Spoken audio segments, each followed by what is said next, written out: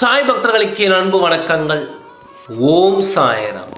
என் அன்பு குழந்தையே, இன்று ஒரு பெண்மணி என்னிடம் வந்து என்ன கேட்டால் தெரியுமா? உன் வாழ்க்கை நாசமாக அவள் வேலை செய்து கொண்டிருக்கிறாள். எப்படியாவது உன் வாழ்க்கையை கெடுத்தே ஆக வேண்டும் என்று அவள் தவம் இருக்கிறாள். எதற்காக தெரியுமா? உன் துணையை உன்னிடத்தில் இருந்து பிரித்தே ஆக வேண்டும் என்றும் வாழ்வில் நீ படாத கஷ்டமும் படவும் அவள் எதிர்நோக்கி இருக்கிறாள். உன் மீது கொண்ட பொறாமை எண்ணத்தால் இத்தனையும் அவள் செய்தே ஆக வேண்டும் என்று கொடூர எண்ணத்தில் துடித்துக் கொண்டிருக்கிறார்.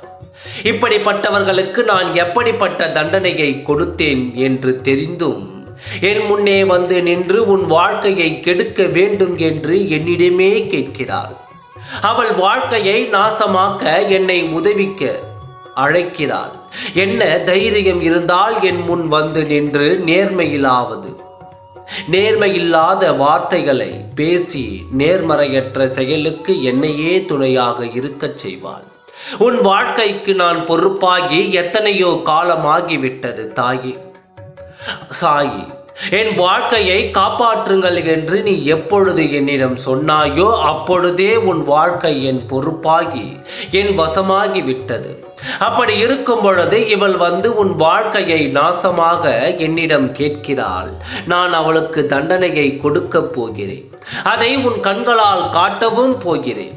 யார் அவள் என்று தானே நீ யோசித்துக் கொண்டும் இருக்கின்றாய். உன் மனம் அறியும்படி உன் சாயப்பா செய்கிறேன். அப்பொழுது தெரிந்து கொள்வாய். என் வாழ்க்கையை கெடுக்க நினைத்தவள் இவள்தான் என்று நீ அறிந்து கொள்வாய். என் அன்பு குழந்தையே, இந்த வாழ்க்கையில் யாரும் நல்லவர்கள் இல்லை.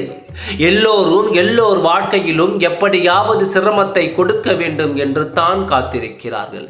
ஏன் தெரியுமா? பொறாமை எண்ணம் தான் இவர்களுக்கு முற்றிலும் காரணம்.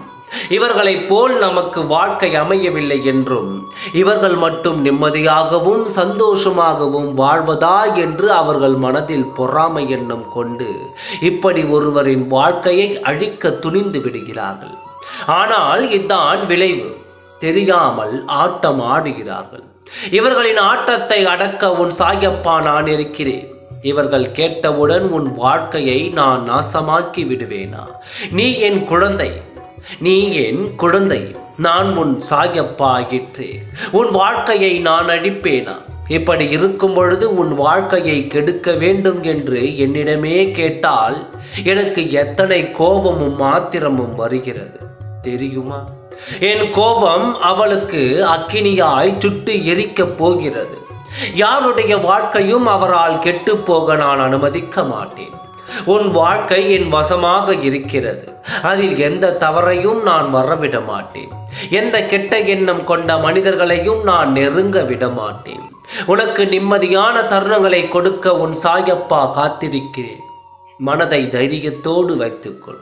உன் வாழ்க்கை நினைத்தது போல் தான் நடக்கும். உன் வாழ்க்கையில் இனி அனைத்தும் நடந்தே தீரும். சந்தோஷமாக இருப்பாய். ஓம் சாய்ராம். நன்றி, வணக்கம்.